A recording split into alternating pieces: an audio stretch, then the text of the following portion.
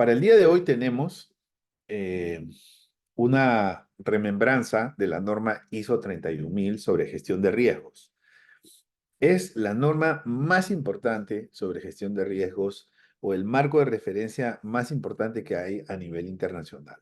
No es el único, obviamente, también existe COSO 2013, por ejemplo, perdón, COSO RM 2017 sobre gestión de riesgos.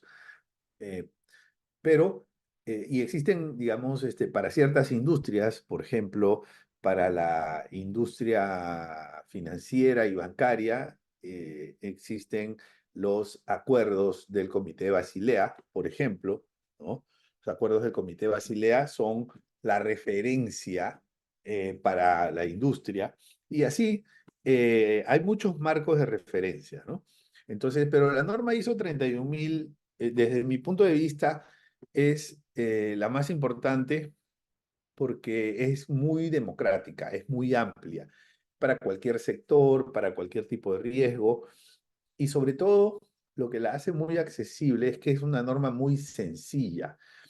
Es una norma es un documento, ¿no? De 16 páginas más o menos, que uno lo lee fácilmente y eso abre la posibilidad de que pueda ser usado eh, no solamente por gestores de riesgo o por especialistas, sino también por personas que están en otros ámbitos y que quieren involucrarse con esta disciplina.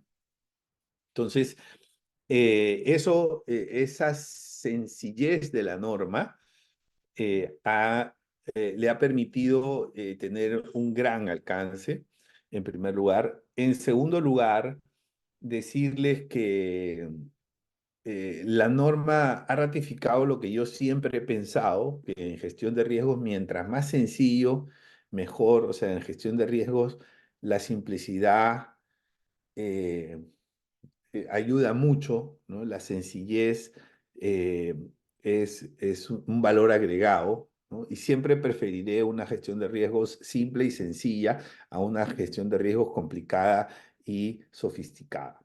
Por lo menos ese es mi punto de vista, ¿no? Habrán otras personas o especialistas que piensan diferente y se respeta la opinión.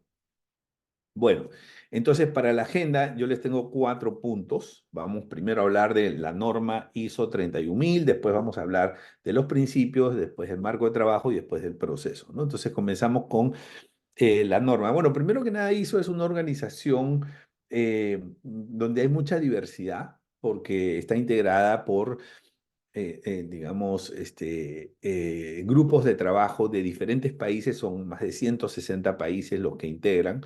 Es una organización sin fines de lucro, independiente, que está basada en Suiza, ¿no? Porque, claro, en el año 1945, en que se fundó ISO, después de la Segunda Guerra Mundial, entonces, recuerden que se estaban ya estableciendo los dos bloques, ¿no?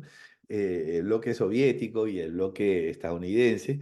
Entonces, ellos decidieron pues no entrar, o sea, mantenerse neutrales y decidieron tener su sede en Ginebra, ¿no? Yo visité la sede hace como 3 años, la maravillosa ciudad de Ginebra. Me dejó fascinado esa ciudad.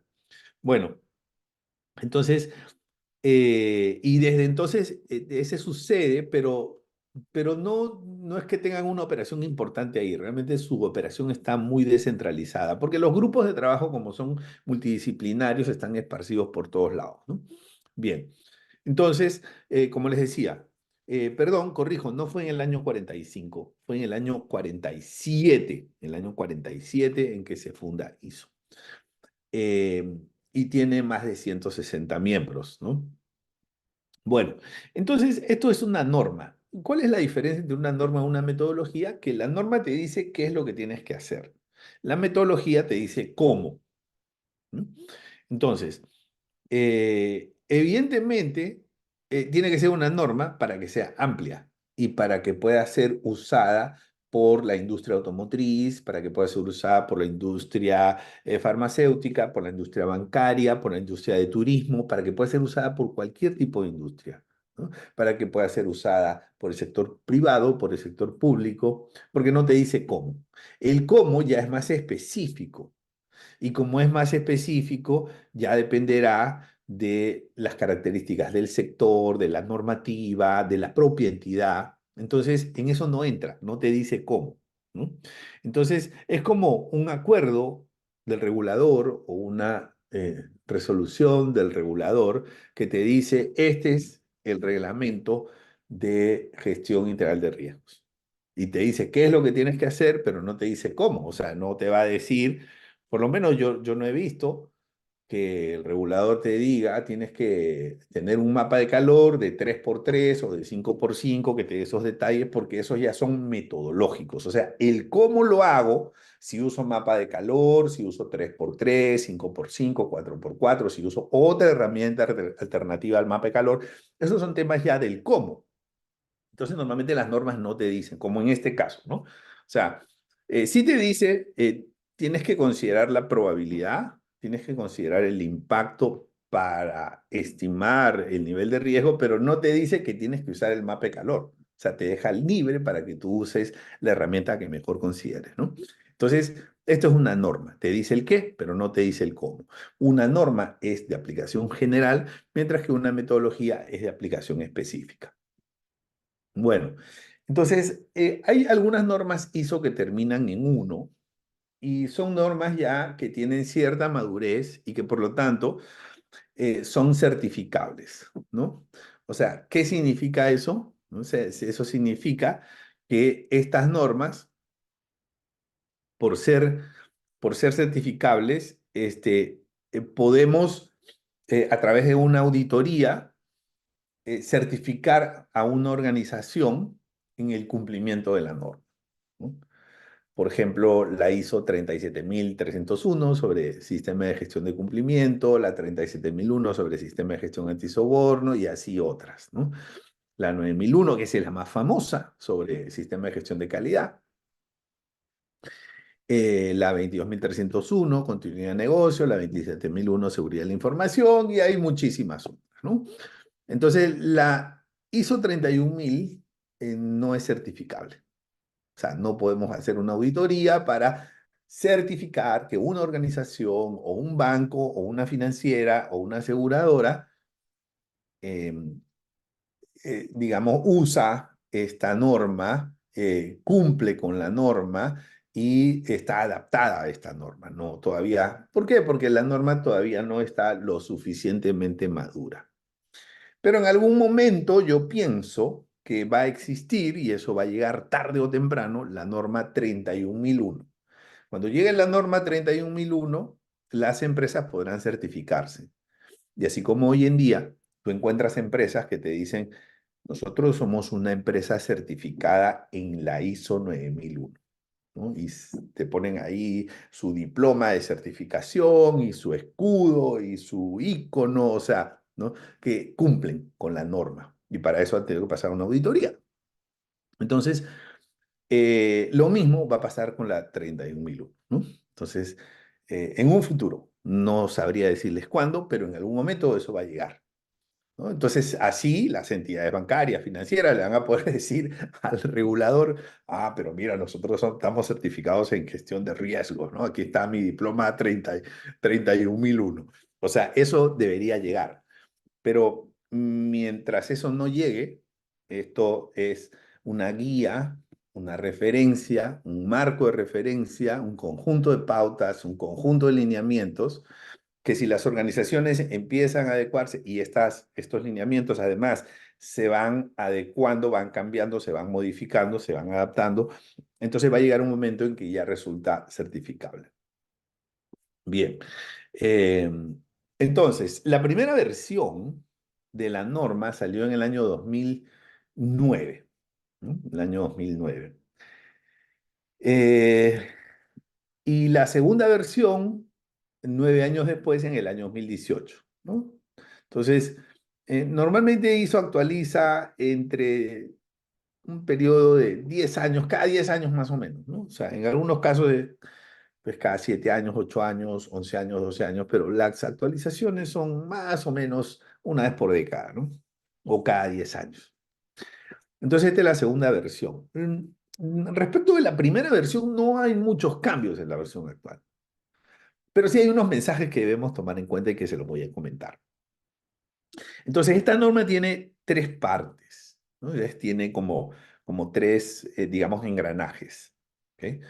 Los principios, que esa es mi parte favorita, los principios. Que los principios son como los mandamientos de la gestión de riesgos, ¿no? Esa parte me encanta. Y luego tiene el marco de trabajo, ¿no? Que son las condiciones fundamentales que tienen que cumplirse para que una organización trabaje en gestión de riesgos o haga gestión de riesgos. Y finalmente el proceso, ¿no? O sea, el proceso, cuáles son las partes, cuáles son los componentes de la gestión de riesgo y cómo estos componentes interactúan entre sí. Bien, entonces vamos a hablar de los principios. La primera versión tenía 11 principios. ¿No? Se quitaron dos principios que se consideraron redundantes y ahora tenemos solamente 9 principios. Estos son los 9 principios, ¿no? Entonces, en el lado derecho encuentran un círculo. Eso, pues es un print de pantalla de la norma original, lo he dejado tal cual, incluso hasta está en inglés, porque la versión que yo compré, eh, la compré en inglés, no había todavía la versión en español. Yo creo que a estas alturas ya tiene la versión en español, pero en ese momento fue lo que pude conseguir, y son 9, ¿no? O sea, son 9 principios que yo se los voy a explicar poquito a poco. Pero digamos que respecto de la primera versión hay un gran cambio, ¿no? O sea, esto está en un formato circular. O sea, los 9 principios no se han acomodado en un círculo por casualidad. No se han acomodado en un círculo por casualidad. Em, la norma lo que dice es que hay que hacer énfasis en que la gestión de riesgo es iterativa, ¿no? O sea, iterativa una vez, otra vez, como la rueda, ¿no? Que da la vuelta una vez y otra vez y otra vez. Entonces, sus tres partes, los principios, el marco de trabajo y el proceso, los pone en círculos, ¿no? Entonces, con eso quiere dar un mensaje. Esto es iterativo. Esto no es un proceso que tiene un principio y un final. Esto no es como un proyecto en donde yo comienzo un día y termino otro día cuando he alcanzado el objetivo del proyecto. Dice, esto es permanente, una, una iteratividad permanente. Y una de las cosas que yo he aprendido, porque es una regla no escrita en las normas ISO, pero como yo he leído muchas, eh, he sacado una conclusión. Cuando ellos te ponen un círculo, o cuando incluso no te han puesto el círculo, lo que te ponen al centro es lo más importante.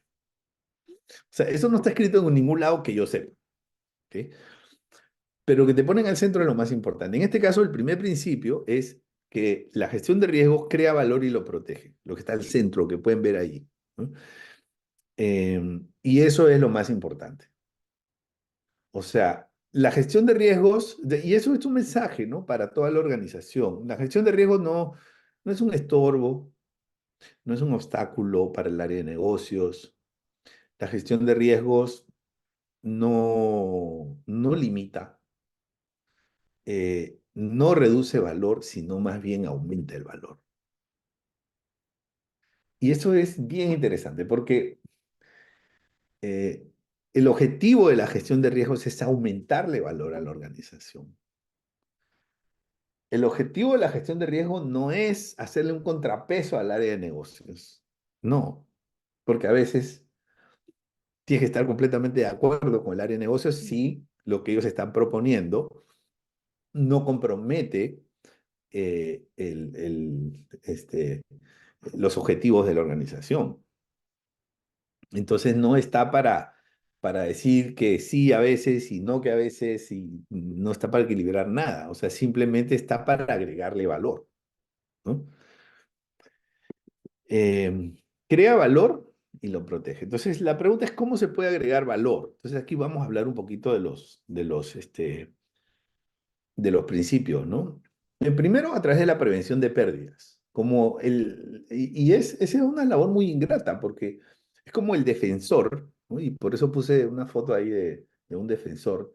Cuando el defensor corta la posibilidad de un gol, mucho antes de que la jugada de peligro se genere, probablemente está evitando un gol, pero la gente no aplaude, porque está haciendo algo normal que le corresponde a lo que tiene que hacer, pero le está agregando valor a la organización, porque si no hacía eso, de repente el equipo perdía, quedaba eliminado, y lo que está haciendo es que le está salvando la vida con esa jugada, ¿no? Entonces, lo mismo pasa en la gestión de riesgos, o sea, muchas veces esa prevención de pérdidas no se valora tanto, no se percibe como que está agregando valor, pero realmente sí lo está haciendo.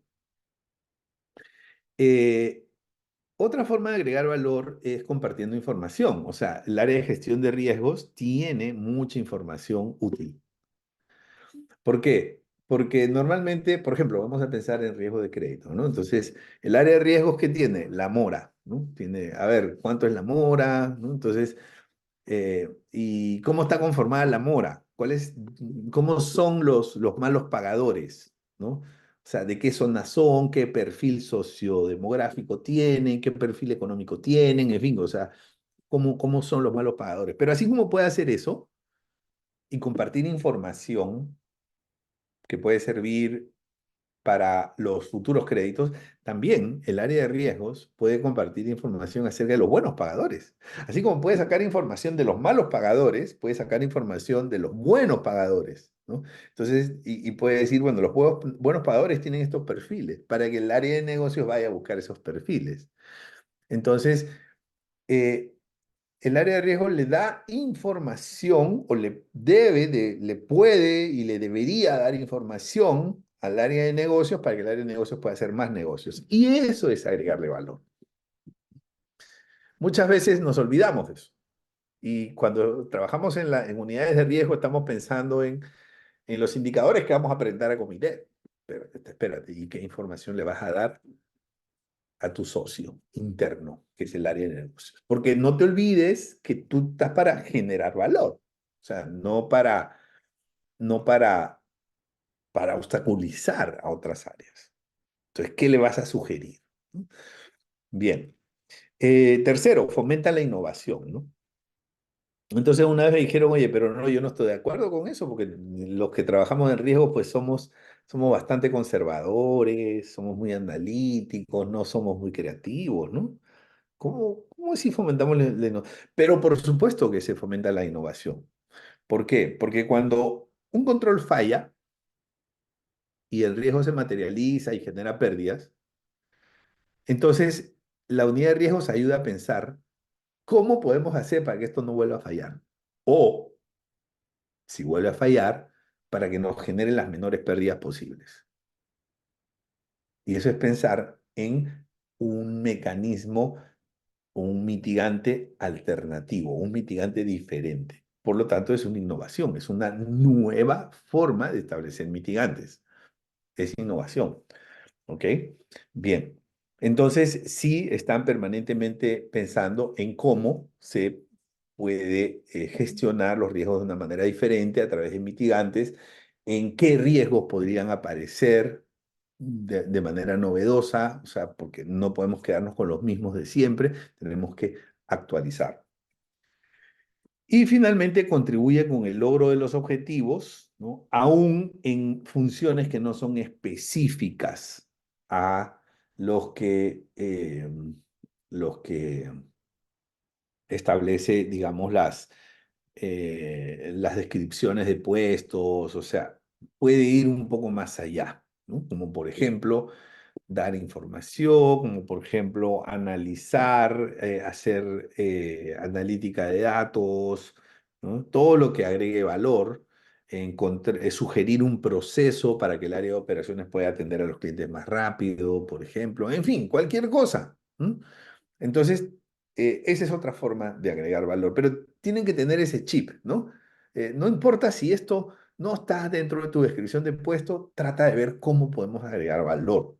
Entonces, bueno, el segundo principio es que la gestión de riesgos está integrada. ¿Qué significa que la gestión de riesgos está integrada? Significa que tú no la puedes desligar de las decisiones de la organización. ¿Por qué? Porque toda organización tiene objetivos, pero los objetivos necesitan procesos. Los procesos tienen riesgos y los riesgos necesitan ser gestionados. Entonces, la gestión de riesgos no la puedes desligar de los objetivos, ni la puedes desligar de la organización. No se puede. ¿Ok? Muy bien. Entonces, eh, luego, también decirles que en la gestión de riesgos, digamos, los controles están en función de la gravedad de los riesgos, ¿no? O sea, a mayor riesgo, mayor control, debería haber mayor control, a menor riesgo debería haber menor control, ¿no? O sea, hay una proporcionalidad. Y esos controles tienen que ser ejecutados por los dueños de los procesos. O sea, el dueño del proceso es el dueño del riesgo y es el dueño del control. ¿Ok? Bien. Tercer principio. La gestión de riesgos es estructurada y completa, como cuando vamos al aeropuerto, y por eso puse la foto de un aeropuerto. O sea, ahí está todo estructurado. O sea, tú normalmente tú no puedes viajar si no tienes el pasaporte vigente o si no tienes la visa para Estados Unidos. A ver, que te dejen viajar a Estados Unidos, ¿no? Es más, te dicen, ¿no? ¿Cuál es la dirección en Estados Unidos? Si no tienes la dirección, no llenaste el formulario y no te embarcan. O sea, ¿por qué? Porque es muy estructurada, ¿no? Y además completa quiere decir que es para todos los casos, ¿no? Entonces, los aeropuertos son como los lugares donde yo he encontrado procesos sumamente estructurados, ¿no? O sea, los equipajes tienen un peso máximo, hay muchas reglas y las reglas, o sea, ¿por qué son estructuradas? Porque las reglas se cumplen, se tienen que cumplir, ¿no? Y son sumamente inflexibles. Entonces, una gestión es estructurada normalmente cuando eso pasa, ¿no? Y la gestión de riesgos tiene que ser así. O sea, tú no puedes tener una gestión de riesgo flexible. Vamos a abrirle la cuenta al cliente, no tiene documentos, pero vamos a abrirle la cuenta porque sí. No, no, no, no. Que sea inflexible. No tiene documentos, que traiga sus documentos. Cuando traiga los documentos y validemos los documentos, le abrimos la cuenta. O sea, la gestión de riesgos es muy poco flexible. Es muy poco flexible. O sea, por eso el mensaje es ese desde el principio, ¿no? Es estructurada y es completa además para todos los casos. ¿Ok? Bien, es personalizada. Entonces, no vayan a decir, bueno, no, es que yo quiero tener la gestión de riesgos que hace el banco tal o la cooperativa X o la financiera tal, no, o sea, ellos tienen la gestión de riesgos para su organización, pero tú necesitas una gestión de riesgos para tu organización, porque tu organización, los objetivos que tiene tu organización no lo tienen otras. Los procesos que tiene tu organización no es el de no es el proceso de las otras organizaciones, ¿no? Y los riesgos no son lo mismo tampoco. Entonces la gestión de riesgos no puede ser la misma, ¿no? Bueno, entonces la gestión de riesgos tiene que ser personalizada y muy acorde con la organización, como el traje, ¿no? El traje tiene que ser a la medida, o sea, si yo trato de ponerme un traje de mi hermano, tal vez no me va a quedar. O sea, me va a quedar muy grande o me va a quedar muy pequeño, no lo sé. Pero en todo caso no me va a quedar bien.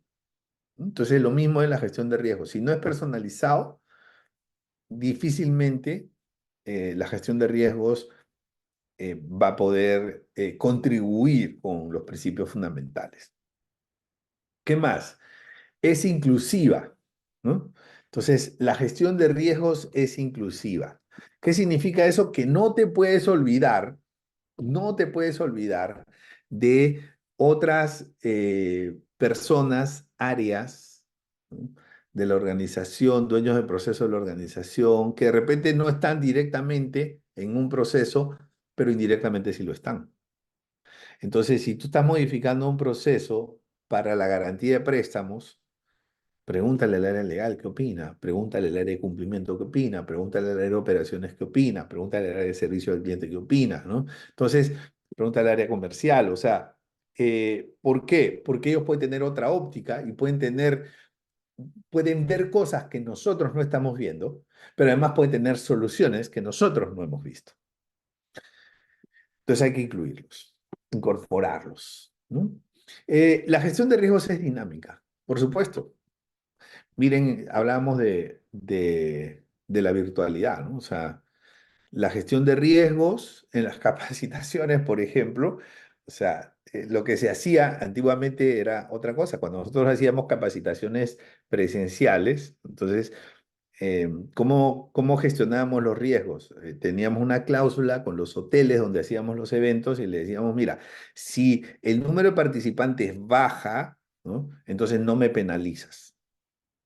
Pero a cambio de eso yo te voy a dar todos los contratos de un año, ¿no? De todos los eventos que hagamos en un año en un determinado país. Entonces, de esa manera gestionábamos los riesgos. Ahora, ya el mundo cambió, ahora las capacitaciones son virtuales, es diferente.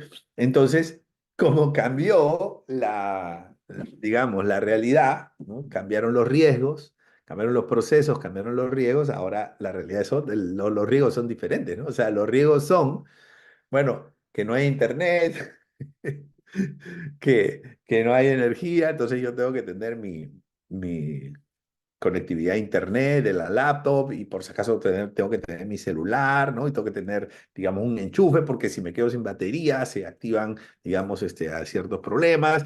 Entonces la gestión de riesgos ya cambia y así. Y dentro de 5 años de repente esos riesgos ya no serán los riesgos relevantes. Dentro de 5 años de repente ya nos tocará, digamos, nuevos formatos. No lo sabemos, ¿no? Pero la gestión de riesgo se va adecuando, ¿no? A las nuevas realidades. Entonces es dinámica. Cuando uno no tiene ese chip del dinamismo y uno no está dispuesto al cambio, eh, este, vamos a sufrir como organización. Entonces esto es muy importante porque siempre hemos escuchado que, que a las personas no nos gusta el cambio. Bueno, a las organizaciones no les gusta el cambio, porque las organizaciones están compuestas por personas, ¿no? ¿Y cuál es la parte que no les gusta? El que se opone es el cerebro, ¿no? O sea, el cerebro se opone al cambio. O sea, al cerebro no le gusta el cambio. No le gusta. ¿Qué cosa le gusta al cerebro? Al cerebro le gusta la repetición, ¿no? Eso le gusta al cerebro, la repetición, todo lo que es repetición, repetición, o sea, se siente bien el cerebro como pez en el agua, ¿no? No le gustan los cambios, ¿ok? Entonces, eh, y eso puede ser un obstáculo, ¿no? Tú necesitas que la gestión de riesgo sea dinámica, ¿ok? Muy bien.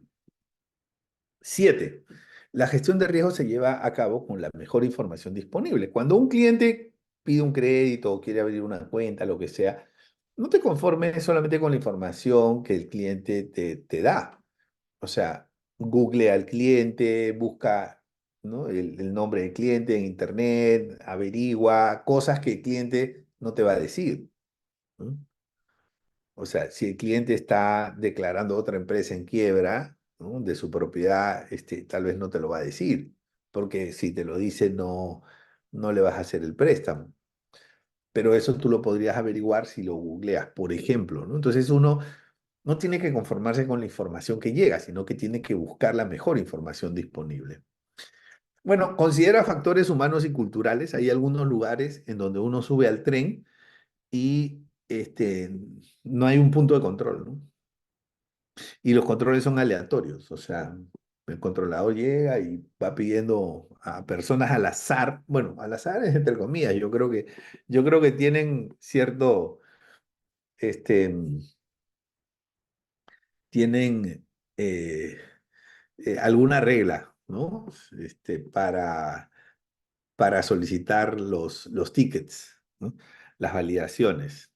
Pero Y eso tiene que ver con qué, con factores humanos y culturales. En países donde la gente es muy honrada, muy honesta, entonces tú no necesitas puntos de control. En países donde la gente acostumbra a ser muy viva, en países de Latinoamérica, por ejemplo, sí necesitas puntos de control, ¿no? Bien, entonces, fíjate cómo son los factores humanos y culturales los que están definiendo el tipo de gestión de riesgo que se llega a hacer, ¿no? Bien, luego, finalmente, la gestión de riesgos busca la mejora continua, ¿no? O sea, este es un proceso repetitivo, entonces esa mejora continua se consigue con la planificación, la acción, la revisión eh, y la corrección, ¿no? Entonces, hay dos principios que ya no están, que estaban en la versión 2009 y ya no están en la versión 2018. Decía, es parte de la toma de decisiones. Bueno, sí, obvio. Trata explícitamente la incertidumbre. Bueno, o sea, no es tan importante que eso vaya porque es un poquito redundante, ¿no? Bueno, entonces ahora les hablo del marco de trabajo y fíjate qué pasa con el marco de trabajo. Mira la versión 2009 y mira la versión 2018. ¿Dónde está la diferencia? La parte circular.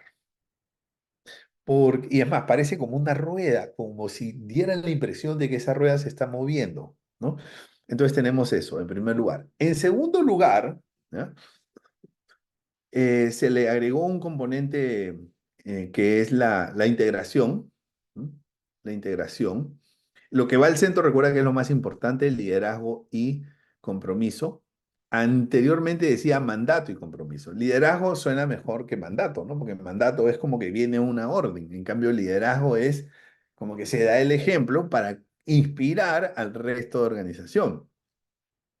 Lo demás, tenemos diseño, implementación, evaluación en lugar de seguimiento, que era lo que decía la norma del año 2008, mejora continua, y esas serían, digamos, las diferencias.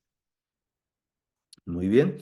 Bueno, entonces, estas son como las partes que uno tiene que avanzar para poder establecer un marco de trabajo, una forma de trabajar, una forma de gestionar los riesgos.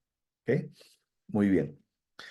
Y finalmente terminamos con el proceso de la norma ISO 31000. Entonces, mira la diferencia que hay entre el proceso versión 2009 y el proceso versión 2018. ¿Dónde está la diferencia? Bueno, la versión 2009 parece como un flujograma, si te das cuenta. En cambio, la versión 2018 es circular y tiene partes dentro del círculo. Que sea circular no es casualidad, no es casualidad. Que sea circular significa que eso nos recuerda que la gestión de riesgo es iterativa. Y hay como unos triangulitos en los bordes. Eso yo no los he hecho, esos vienen en la norma. Porque, digamos, los autores de la norma quieren que parezca que esto está dando vueltas, ¿no? Entonces, que está circulando. Y ahí vienen estos triangulitos. Entonces, esa es una primera diferencia. Una segunda diferencia es que en la versión anterior te hablaban de el establecimiento del contexto. Por ejemplo, mira, aquí está. El establecimiento del contexto. Y ahora ya no te hablan del establecimiento del contexto. Ahora te hablan de el alcance, el contexto y el criterio, ¿no? El alcance, el contexto y el criterio. ¿Ok? Muy bien. Listo. Ahí hay una segunda diferencia. Identificación, análisis y evaluación. Identificación, análisis y evaluación. Queda esas tres partes que se llaman risk assessment, vendrían a ser la apreciación del riesgo. Vamos, esto termina con el risk treatment, o sea, tratamiento de riesgo. Y en la versión antigua tenía dos columnas, o sea, realmente no son columnas, ¿no? Sino que son características que permanecen en todas las etapas del proceso. Uno es comunicación y consulta en un lado y en el otro lado seguimiento y revisión. Esas se mantienen, pero además se presenta una tercera característica, que también debería estar presente en todos los casos, que se llama recording and reporting, o sea, documentación e informes, ¿no? Bien, entonces, ese es, digamos, el resumen de la norma. Yo les voy a poner por aquí una última lámina, ¿no? Aquí, estas tres partes, comunicación y consulta, monitoreo, revisión, documentación e informes, están aquí. Comunicación y consulta, monitoreo, revisión, documentación e informes están presentes de manera permanente desde el inicio hasta el final, ¿no? Entonces todo comienza con el alcance, contexto y criterios, que es el punto uno. El alcance te define hasta dónde llega la aplicación de la norma.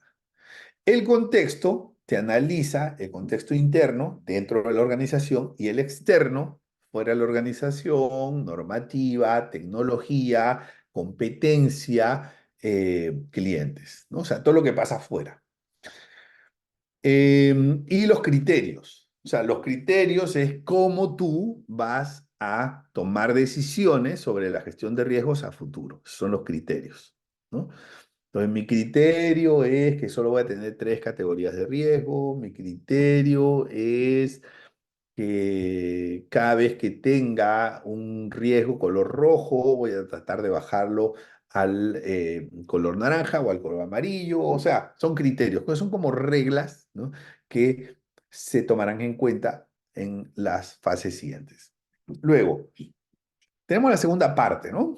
La segunda parte, que es la apreciación del riesgo, que tiene tres partes, tres componentes o subcomponentes: la identificación, el análisis y la evaluación. Entonces, en la identificación, ¿qué cosa buscamos?